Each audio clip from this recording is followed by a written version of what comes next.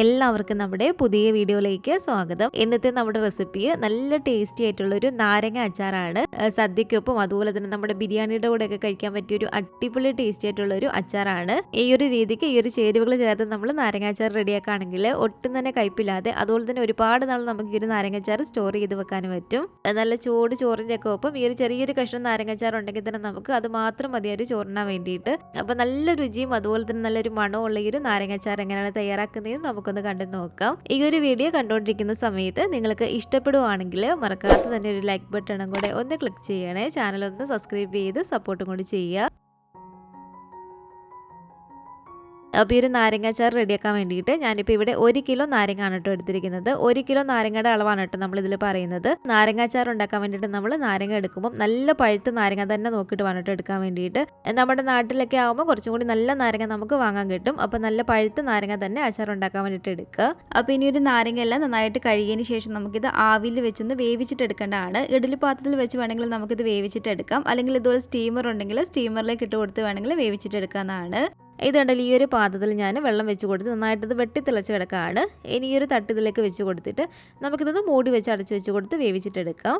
നാരങ്ങ നമ്മൾ ഇതുപോലെ ആവിയിൽ വെച്ച് പുഴുങ്ങിയെടുക്കുന്ന സമയത്ത് ഒരുപാട് സമയം നമ്മൾ വെച്ച് കൊടുക്കരുത് കേട്ടോ. ഒരുപാട് ഇത് വെന്ത് പൊട്ടി പോകരുത്. നന്നായിട്ട് നമുക്ക് നാരങ്ങ ഒന്ന് സോഫ്റ്റ് ആയിട്ട് കിട്ടിയാൽ മതി. ഹൈ ഫ്ലെയിമിൽ ഏകദേശം ഒരു 8 മിനിറ്റ് ഒക്കെ ആകുമ്പോഴത്തേക്കും തന്നെ നാരങ്ങ നന്നായിട്ട് സോഫ്റ്റ് ആയിട്ട് വന്നിട്ടുണ്ടാവും. അപ്പോൾ ഈ ഒരു സമയം ചിലപ്പോൾ കറക്റ്റ് ആയിരിക്കണം എന്നില്ല നമ്മൾ എടുക്കുന്ന ഒരു നാരങ്ങയുടെ ഒക്കെ വലിപ്പമൊക്കെ അനുസരിച്ച്. ഇത് കണ്ടില്ല, ഈ ഒരു പരുവത്തിന് നമ്മൾ നാരങ്ങ ഒന്ന് പുഴുങ്ങിയിട്ട് എടുക്കുക. പൊട്ടിയൊന്നും പോകാതെ നല്ല സോഫ്റ്റ് ആയിട്ട് കിട്ടിയിട്ടുണ്ട്. ഇനി നമുക്ക് ഈ ഒരു നാരങ്ങ വേറൊരു പാത്രത്തിലേക്ക് ഇട്ട് കൊടുത്ത് ആ ഒരു നാരങ്ങയുടെ ചൂട് നന്നായിട്ട് കുറഞ്ഞു വരണം കേട്ടോ. നന്നായിട്ട് നാരങ്ങയുടെ ചൂട് കുറഞ്ഞതിന് ശേഷം നമുക്കിത് കണ്ടില്ല, ഒരു നാരങ്ങ എടുത്തതുപോലെ 4ആയിട്ടൊന്ന് കട്ട് ചെയ്തിട്ട് എടുക്കാം. അപ്പോൾ ഇത് കണ്ടില്ല, നമ്മൾ ഒരു പുഴുങ്ങിയെടുത്ത് 1 കിലോ നാരങ്ങയും ഇതുപോലെ 4ആയിട്ട് ഞാനൊന്ന് കട്ട് ചെയ്തെടുത്തിട്ടുണ്ട്. ഇനി ഇതിലേക്ക് നമുക്ക് ആദ്യം ഒരു 2 ടേബിൾ സ്പൂൺ അളവിൽ ഉപ്പ് ചേർത്ത് കൊടുക്കാം. ഈ ഒരു നാരങ്ങയിലേക്ക് നാരങ്ങാച്ചാൻ അത്യാവശ്യം ഉപ്പൊന്ന് മുന്നിട്ട് നിൽക്കണം. അപ്പോൾ എന്തായാലും ഇതിലേക്ക് ഉപ്പ് ആവശ്യമായിട്ട് വരും. അത് നമ്മൾ ലാസ്റ്റ് നോക്കിയിട്ട് ചേർത്ത് കൊടുത്താൽ മതി. ഉപ്പ് ചേർത്ത് കൊടുത്ത് ഇതുപോലെ ഒന്ന് മിക്സ് ചെയ്തെടുത്തതിന് ശേഷം ഇനി നമുക്കിതിലേക്ക് കായത്തിന്റെ പൊടിയും കൂടി ചേർത്തതൊന്ന് മിക്സ് ചെയ്ത് വെക്കേണ്ടതാണ്. ഞാനിപ്പോൾ ഇതിലേക്ക് ഒരു 1.25 ടീസ്പൂൺ അളവിൽ കായത്തിന്റെ പൊടിയാണ് ചേർത്ത് കൊടുത്തിരിക്കുന്നത്. അപ്പോൾ ഒരു 1.25 ടീസ്പൂൺ അളവിൽ കായത്തിന്റെ പൊടിയും കൊണ്ട് ഇതുപോലെ ഞാൻ ചേർത്തൊന്ന് മിക്സ് ചെയ്തിട്ടുണ്ട്. ഇനി നമുക്കിതൊന്ന് അടച്ച് മാറ്റി വെച്ച് കൊടുക്കാം. ഇതിലേക്ക് തന്നെ നമുക്ക് കുറച്ച് ചേരുവകളൊന്ന് വറുത്തിട്ടെടുക്കാനുണ്ട്. അപ്പോൾ ഇതുപോലെ ഒരു പാനിലേക്ക് ഞാൻ ഒരു 7 ഏലക്കായ ഇതുപോലെ ഇട്ട് കൊടുത്തൊന്ന് ആദ്യം ഒന്ന് ചൂടാക്കിയിട്ട് എടുക്കുകയാണ്. ഏലക്കായ ഒന്ന് ചൂടായിട്ട് വരുമ്പോഴത്തേക്കും ഇതിലേക്ക് നമുക്കൊരു 4 ഗ്രാമ്പൂവും കൂടി ഇട്ട് കൊടുക്കാം. നാരങ്ങ അച്ചാറിൻ്റെ കൂടെ നമ്മൾ കടുകും ഉലുവയൊക്കെ വറുത്തിട്ട് പൊടിച്ചിടുന്നതിൻ്റെ കൂടെ ഇതുപോലെ കുറച്ച് ഏലക്കായും അതുപോലെ തന്നെ വളരെ കുറച്ച് മാത്രം ഗ്രാമ്പൂവും കൂടെ നമ്മൾ വറുത്തിട്ട് പൊടിച്ചിട്ട് കൊടുക്കുകയാണെങ്കിൽ നല്ലൊരു ടേസ്റ്റും അതുപോലെ തന്നെ നല്ലൊരു മണവും ഉണ്ടായിരിക്കും നമ്മുടെ നാരങ്ങ അച്ചാറിന്. അപ്പോൾ ഇത് രണ്ടും സ്കിപ്പ് ചെയ്യാതിരിക്കുക കേട്ടോ. അപ്പോൾ ഇത് രണ്ടൊന്ന് ചൂടായിട്ട് വരുമ്പോഴത്തേക്കും ഇനി നമുക്കിതിലേക്ക് ഒരു 1/2 ടേബിൾ സ്പൂൺ അളവിൽ ഉലുവ ചേർത്ത് കൊടുക്കാം. ഉലുവയും കൂടി ചേർത്ത് കൊടുത്ത് നമുക്കൊന്ന് ചൂടാക്കിയിട്ട് എടുക്കാം. ലാസ്റ്റ് ചേർത്ത് കൊടുത്താൽ മതി നമ്മൾ കടുക് നമുക്ക് പെട്ടെന്ന് പൊട്ടി കിട്ടും. അപ്പോൾ ഉലുവയും കൂടി ചേർത്ത് കൊടുത്ത് അതിൻ്റെ കളർ ചെറുതായിട്ടൊന്ന് മാറി വരാൻ തുടങ്ങുമ്പോഴത്തേക്കും 1 ടേബിൾ സ്പൂൺ അളവിൽ നമുക്കിതിലേക്ക് കടുക് ഇട്ട് കൊടുക്കാം. ഇത് കണ്ടില്ല, കടുക് നമ്മൾ ഇട്ട് കൊടുത്ത് ഇതുപോലെ ഇളക്കി കൊടുക്കുമ്പോഴത്തേക്കും തന്നെ നന്നായിട്ട് തന്നെ കടുക് നമുക്കൊന്ന് പൊട്ടി കിട്ടും. അപ്പോൾ ഇതുപോലെ നന്നായിട്ട് ഇളക്കി കൊടുത്ത് കടുകെല്ലാം ഒന്ന് പൊട്ടി വരുമ്പോഴത്തേക്കും ഇനി നമുക്ക് ഫ്ലെയിം അങ്ങ് ഓഫ് ചെയ്ത് കൊടുത്തേക്കാം. ഇതിൻ്റെ ചൂട് അത്യാവശ്യം ഒന്ന് കുറഞ്ഞതിന് ശേഷം മിക്സിയുടെ ഒരു ചെറിയ ജാറിലേക്ക് ഇട്ട് കൊടുത്ത് നല്ല ഫൈനായിട്ട് നമ്മളിതൊന്ന് പൊടിച്ചിട്ടെടുക്കാം കേട്ടോ. ഇത് കണ്ട് നല്ല ഫൈനായിട്ട് ഞാനൊന്ന് പൊടിച്ചെടുത്തിട്ടുണ്ട്. ഇനി ഇതുപോലൊരു പാത്രത്തിലേക്ക് നമുക്ക് ഒരു 200 ml നല്ലെണ്ണ ചേർത്ത് കൊടുക്കാം. നാരങ്ങ അച്ചാറൊക്കെ നമ്മൾ ഇടുമ്പോൾ നല്ലെണ്ണ തന്നെ വേണം എടുക്കാൻ വേണ്ടിയിട്ട്. എങ്കിലും മാത്രമേ ഇത് ഒരുപാട് കാലം കേടുകൂടാതിരിക്കത്തുള്ളൂ. അതുപോലെ തന്നെ അച്ചാറായതുകൊണ്ട് അത്യാവശ്യം നന്നായിട്ട് തന്നെ നല്ലെണ്ണ വേണം.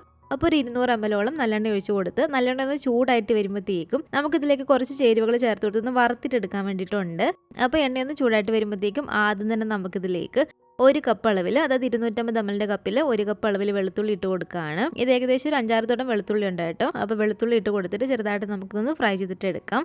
ഒത്തിരി അങ്ങ് ഇതിൻ്റെ കളറങ്ങ് മാറിപ്പോകണ്ട, അത്യാവശ്യം നന്നായിട്ട് തന്നെ നമുക്കിതൊന്ന് ഫ്രൈ ചെയ്തിട്ട് എടുക്കാം. അപ്പോൾ നല്ലപോലെ ഇളക്കി കൊടുത്ത് ഇതുണ്ടല്ലോ, ഈ ഒരു പാകമായിട്ട് നമുക്ക് വെളുത്തുള്ളി ഒന്ന് ഫ്രൈ ആയി കിട്ടണം.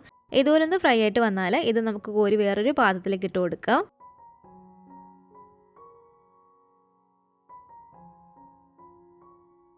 വെളുത്തുള്ളി എല്ലാം തന്നെ എടുത്തതിന് ശേഷം ഇനി നമുക്കിതിലേക്ക് ചേർത്ത് കൊടുക്കേണ്ടത് ഒരു 3/4 കപ്പ് അളവിൽ ഇഞ്ചി ഇതുപോലെ ചെറുതായിട്ട് കട്ട് ചെയ്തിട്ടെടുത്താണ്. അപ്പോൾ ഇഞ്ചിയും കൂടി ഇട്ട് കൊടുത്തിട്ട് നമുക്ക് നന്നായിട്ടൊന്ന് മൂപ്പിച്ചിട്ടെടുക്കാം.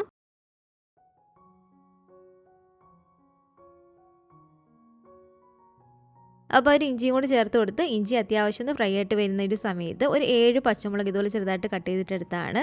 പച്ചമുളകും കൂടി ചേർത്ത് കൊടുത്ത് നമുക്കിനി ഒന്ന് ഫ്രൈ ചെയ്തിട്ടെടുക്കാം. ഇഞ്ചി അത്യാവശ്യം ഒന്ന് ഫ്രൈ ആയിട്ട് വരുന്ന സമയത്ത് വേണം കേട്ടോ നമ്മൾ പച്ചമുളക് ഇതുപോലെ ഇട്ട് കൊടുക്കാൻ വേണ്ടിയിട്ട്. അപ്പോൾ ഇത് കണ്ടില്ലേ, ഇഞ്ചിയും പച്ചമുളകും ഒന്ന് ഫ്രൈ ആയി വന്നിട്ടുണ്ട്. ഈ ഒരു പരുവായിട്ട് വന്നാൽ മതി കേട്ടോ. ഒരുപാട് ഇതിൻ്റെ കളറങ്ങ് മാറിപ്പോകരുത്. ഈ ഒരു പരുവായിട്ട് വരുമ്പോഴത്തേക്കും ഇത് നമുക്ക് എണ്ണയ്ക്കകത്ത് നിന്ന് കോരി മാറ്റി ഈ ഒരു പാത്രത്തിലേക്ക് ഇട്ട് കൊടുക്കാം. ഇനി ഈ ഒരു എണ്ണയിലേക്ക് 2 ടീസ്പൂൺ അളവിൽ കടുക് ഇട്ട് കൊടുത്തിട്ട് നന്നായിട്ടൊന്ന് പൊട്ടിച്ചിട്ടെടുക്കാം. 2 ടീസ്പൂൺ അളവിൽ കടുക് ഇട്ട് കൊടുത്ത് നന്നായിട്ട് ഇതിലൊന്ന് പൊട്ടി വരുന്ന സമയത്ത് ഒരു 3-4 തണ്ട് കറിവേപ്പിലയും കൊണ്ട് ഇട്ട് കൊടുത്തൊന്ന് ഇളക്കിയിട്ടെടുക്കാം. ആ ഒരു കറിവേപ്പില ചേർത്ത് കൊടുത്ത് ഇതുപോലെ ഒന്ന് ഇളക്കിയതിന് ശേഷം തീ നന്നായിട്ട് നമ്മൾ കുറച്ച് വെച്ച് കൊടുക്കുക. അല്ലെങ്കിൽ ഫ്ലെയിം ഓഫ് ചെയ്താലും കുഴപ്പമൊന്നുമില്ല. ഈ ഒരു പാൻ അത്യാവശ്യം നല്ല ചൂടാണ്. ആ ഒരു ചൂട് കൊണ്ട് തന്നെ ആ ഒരു പൊടികളുടെ പച്ചച്ചൊവ്വ അങ്ങ് മാറി വന്നോളും. ഇതിലേക്ക് നമുക്കൊരു 1/2 ടീസ്പൂൺ അളവിൽ മഞ്ഞൾപ്പൊടി ഇട്ട് കൊടുക്കാം. ഈ ഒരു അച്ചാറിലേക്ക് നമ്മൾ കടകളിൽ നിന്ന് വാങ്ങിക്കുന്ന ഒരു പാക്കറ്റിലുള്ള അച്ചാർ പൊടി ഒന്നും തന്നെ ചേർത്ത് കൊടുക്കാറില്ല കേട്ടോ. അച്ചാർ പൊടി ഒന്നും തന്നെ ചേർത്ത് കൊടുക്കാതെയും ഇത് നല്ല ടേസ്റ്റി ആയിട്ടുള്ളൊരു അച്ചാറാണ്. അപ്പോൾ ഇനി ഇതിലേക്ക് ഞാൻ കാശ്മീരി മുളക് പൊടിയാണ് കേട്ടോ ചേർത്ത് കൊടുക്കുന്നത്. സാധാരണ നല്ല എരിവുള്ള ഒരു മുളക് പൊടിയല്ല, കാശ്മീരി മുളക് പൊടി ആയതുകൊണ്ട് ഒരു 8 ടേബിൾ സ്പൂൺ ഇതിലേക്ക് ഞാൻ ഇട്ട് കൊടുക്കുകയാണ്. ഈ 1 കിലോ നാരങ്ങയ്ക്ക് കറക്റ്റ് അളവാണ് കേട്ടോ ഇത്രയും മുളക് പൊടി. അപ്പോൾ 8 ടേബിൾ സ്പൂൺ അളവിൽ കാശ്മീരി മുളക് പൊടിയും കൊണ്ട് ചേർത്ത് കൊടുത്ത് നന്നായിട്ട് നമുക്കിത് ഇളക്കിയിട്ടെടുക്കാം. ഇനി ഈ ഒരു സമയത്ത് നമ്മൾ എന്തായാലും ഫ്ലെയിം ഓഫ് ചെയ്ത് കൊടുക്കണം. ഇനി നമ്മൾ ഫ്ലെയിം ഓൺ ചെയ്ത് കൊടുക്കേണ്ട ആവശ്യമില്ല. ഫ്ലെയിം ഓഫ് ചെയ്ത് കൊടുത്തതിന് ശേഷം നമ്മൾ പുഴുങ്ങി കട്ട് ചെയ്തെടുത്ത് വെച്ചിരിക്കുന്ന ആ ഒരു ഉപ്പും കായപ്പൊടിയൊക്കെ ചേർത്ത് നമ്മൾ മിക്സ് ചെയ്ത് വെച്ചിരിക്കുന്ന ഒരു നാരങ്ങ ഇല്ലേ, ആ ഒരു നാരങ്ങ മുഴുവനായിട്ട് ഇതിലേക്ക് ഇട്ട് കൊടുക്കുക. ഇതിൻ്റെ മുകളിലേക്ക് നമ്മൾ ഫ്രൈ ചെയ്ത് വെച്ചിരിക്കുന്ന ഇഞ്ചിയും വെളുത്തുള്ളിയും പച്ചമുളകും എല്ലാം തന്നെ ഇട്ട് കൊടുക്കുകയാണ്. എന്നിട്ട് നന്നായിട്ട് നമുക്കിതൊന്ന് മിക്സ് ചെയ്തിട്ടെടുക്കാം.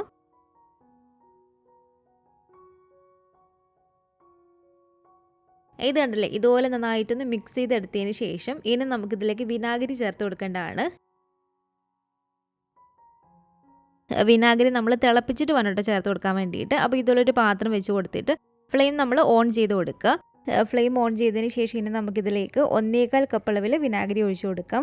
അതായത് 250 ml ഒരു കപ്പിൽ 1/4 കപ്പ് അളവിൽ വിനാഗിരിയാണ് കേട്ടോ ഞാനിപ്പോൾ ഇതിലേക്ക് ഒഴിച്ചു കൊടുത്തിരിക്കുന്നത്. ഇതുപോലെ നന്നായിട്ട് വിനാഗിരി തിളച്ച് വരുന്ന ഈ ഒരു സമയത്ത് നമുക്ക് ഫ്ലെയിം ഓഫ് ചെയ്ത് കൊടുക്കാം. എന്നിട്ട് ഇനി നമുക്കിതിലേക്ക് ഈ ഒരു വിനാഗിരിയും കൂടെ മുഴുവനും ഒഴിച്ചു കൊടുക്കാം. ഫ്ലെയിം ഓഫ് തന്നെയാണ് കേട്ടോ, ഫ്ലെയിം ഓൺ ചെയ്ത് കൊടുക്കേണ്ട ആവശ്യമില്ല.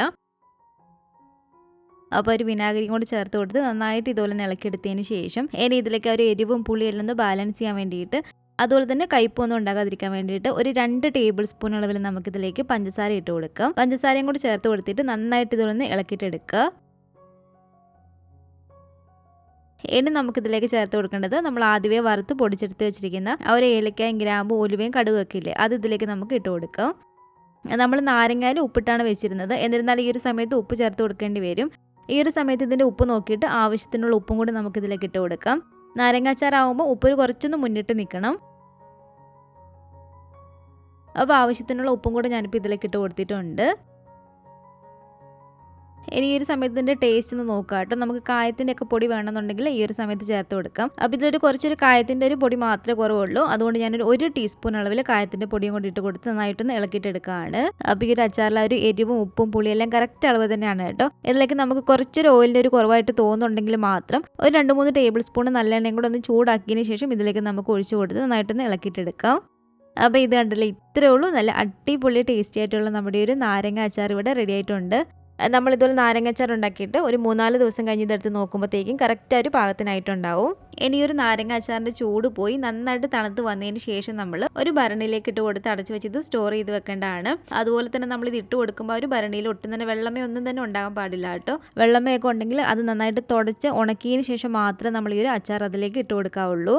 അതുപോലെ തന്നെ നമ്മൾ നനഞ്ഞ സ്പൂൺ കൊണ്ടൊന്നും തന്നെ ഈ ഒരു നാരങ്ങാച്ചാർ എടുക്കരുത്. നനഞ്ഞ സ്പൂണും കൊണ്ടൊക്കെ നമ്മൾ നാരങ്ങാച്ചാർ എടുത്താൽ ഇത് പെട്ടെന്ന് തന്നെ പൂപ്പ് വന്ന് പോകും. അപ്പോൾ ഇതൊക്കെ ഒന്ന് ശ്രദ്ധിച്ചാൽ മാത്രം മതി കേട്ടോ. മാസങ്ങളോളം നമുക്കിത് കേടുകൂടാതെ പൂപ്പിലൊന്നും വരാൻ നമുക്കിത് സ്റ്റോർ ചെയ്ത് വെക്കാൻ പറ്റും. അപ്പം നല്ല ചൂട് ചോറിൻ്റെ ഒപ്പം അതുപോലെ തന്നെ ബിരിയാണിയുടെ ഒക്കെ ഒപ്പം കഴിക്കാൻ പറ്റിയ നല്ല ടേസ്റ്റി ആയിട്ടുള്ള ഒരു അച്ചാറാണ് കേട്ടോ. നമ്മൾ നാരങ്ങ എടുക്കുമ്പോൾ നല്ല പഴുത്തിട്ടുള്ള നാരങ്ങ തന്നെ നോക്കിയിട്ട് വേണം എടുക്കാൻ വേണ്ടിയിട്ട്. അങ്ങനെയാണെങ്കിൽ ഒട്ടും കയ്പ് ഉണ്ടാവില്ല. അപ്പോൾ ഈ ഒരു ചേരുവകളൊക്കെ ചേർത്ത് നിങ്ങൾ നാരങ്ങാച്ചാർ ഒന്ന് ഉണ്ടാക്കി നോക്കാം കേട്ടോ. അച്ചാറ് പൊടി ഒന്നും തന്നെ ഇടാതെ നല്ല ടേസ്റ്റി ആയിട്ടുള്ള നാരങ്ങാച്ചാർ നമുക്ക് വീട്ടിൽ തന്നെ ഉണ്ടാക്കിയെടുക്കാവുന്നുള്ളൂ. അപ്പോൾ ഉണ്ടാക്കി നോക്കുകയാണെങ്കിൽ നിങ്ങളുടെ അഭിപ്രായങ്ങളൊക്കെ മറക്കാതെ തന്നെ നമ്മുടെ കമൻറ്റ് ബോക്സിൽ വന്ന് അറിയിക്കുക. അതുപോലെ തന്നെ ഈ ഒരു വീഡിയോ ഇഷ്ടപ്പെട്ടെങ്കിൽ മറക്കാതെ തന്നെ ഒരു ലൈക്ക് ബട്ടണും കൂടെ ഒന്ന് ക്ലിക്ക് ചെയ്യണേ. നിങ്ങളുടെ ഫാമിലിയും ഫ്രണ്ട്സും ഒക്കെ ആയിട്ട് നമ്മുടെ ഒരു വീഡിയോ ഒന്ന് ഷെയർ ചെയ്ത് കൊടുക്കുക. പുതിയതായിട്ട് ഈ ഒരു ചാനൽ ആരെങ്കിലും കാണുന്നുണ്ടെങ്കിലും ഇതുവരെയായിട്ടും ഈ ഒരു ചാനൽ സബ്സ്ക്രൈബ് ചെയ്തിട്ടില്ലെങ്കിലും താഴെ കാണുന്ന ഒരു റെഡ് സബ്സ്ക്രൈബ് ബട്ടണും കൂടെ ഒന്ന് പ്രസ് ചെയ്ത് സപ്പോർട്ട് ചെയ്യണേ. കൂട്ടത്തിൽ കാണുന്ന ബെൽ ഐക്കണും കൂടെ ഒന്ന് ക്ലിക്ക് ചെയ്ത് അതിൽ ഓൾ എന്ന ഒരു ഓപ്ഷൻ തന്നെ കൊടുക്കുകയാണെങ്കിൽ ഞാൻ പുതിയ പുതിയ റെസിപ്പികളൊക്കെ ഇടുന്ന സമയത്ത് നിങ്ങൾക്ക് അതിൻ്റെ നോട്ടിഫിക്കേഷൻ കിട്ടുന്നതായിരിക്കും. ഇൻഷാ അല്ലാഹ് വീണ്ടും നമുക്കിതുപോലെ നല്ലൊരു റെസിപ്പിയായിട്ട് കാണാം.